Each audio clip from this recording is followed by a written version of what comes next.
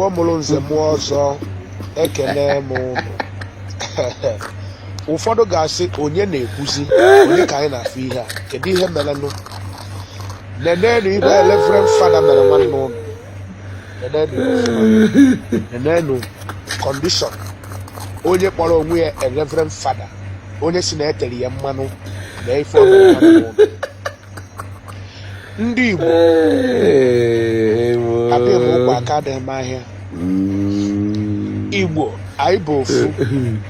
Igbo anyị na-enyere onwe anyị aka. Ndị Igbo anyị na-eme ife dịka ndị Igbo mana gịnị meziri lọv jiri anya n'ebe ndị Igbo nọ?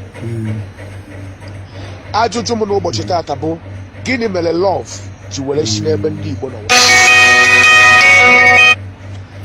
Maka na o doro m anya na ọ bụrụ na anyị ka nwere ihe ahụ a kpọrọ lọv, Reverend Fada agaghị afụ onye omenala na oge ese dịka onye Igbo sise Korea ya na m pakịrị moto m na church premises ebe e nwere skuul. Maka na m bupụtara oji wepụta nsị enwe m ji agbadoro onwe m. Ọ ya ka Reverend Fada ji wee gba tops ya na ha ga-ejide that man n'ọgwụ ka m ji wee ga n'ụlọ.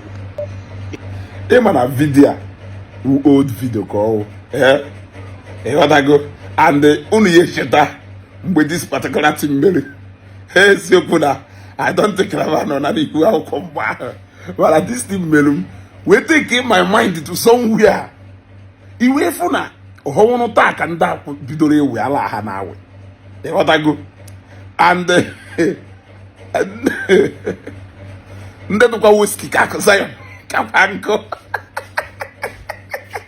they activate goro right from the days of John the Baptist. The kingdom of God suffered violence, and the violence taken it by force. Oh, did you get to Gakayako Mathias one day? Now, who did you get to Gakayako? What me feel money who native doctor in your new motto? But anime who no kapakia, a jime. Ibutu oji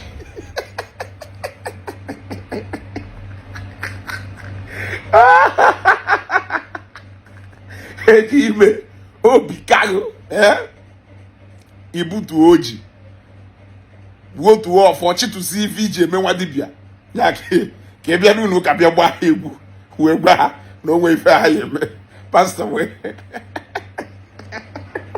Father we activate it.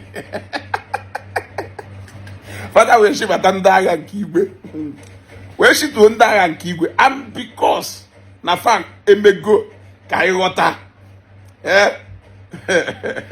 na ha believe in reality. Father we activate the law of reality wee shituo ndị agha nke igwe in form of man since they believe that man is God to man.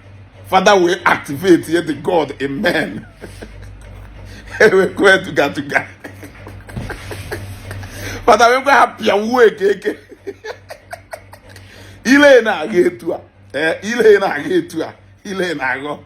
Ya mano nyachi yake. Oh, to Ivan Nebu. Mathias Epacharanya. Oje upset ya some people. Oruzie ba ha gwoye jina basha. Etua. Mmano bosa ye uta kesi Mathias na Facebook like this. Mmano bosa ye uta kesi Mathias na Facebook like this. Ono ya fwa ka message Georgia. Ụfọdụ n'ime ha pụta kịta asị but no matter what na Father suppose ime ife ọ makwa na Father ka ọwụ ọ sị no talks we fortunatara all heavenly talks ndị agha nke igwe gbadata n'ụdị mmadụ wee gwa maka agbaghị n'ọsọsọ aka nkịtị ka eji wee kụọ ya ife na ndị ime n'igwe eti ya aka na mmekwe Oya Garia Shaka, or Malife, or Yeshefunata, ụbọchị ife amere yeme. Oya Garia Shanka, Makomaka, or Yaria. Oya, Anya Kushibu, Anya Duchon, Anya Michalo, Kushi, Wekuye. Oh, now, Basianya.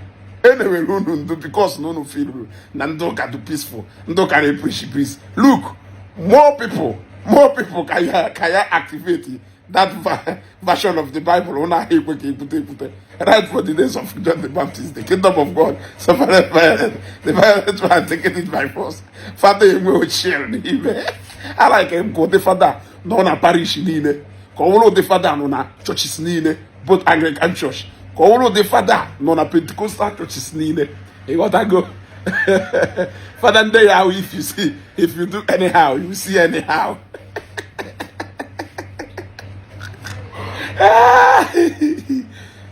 Chineke welu mmadụ ebere.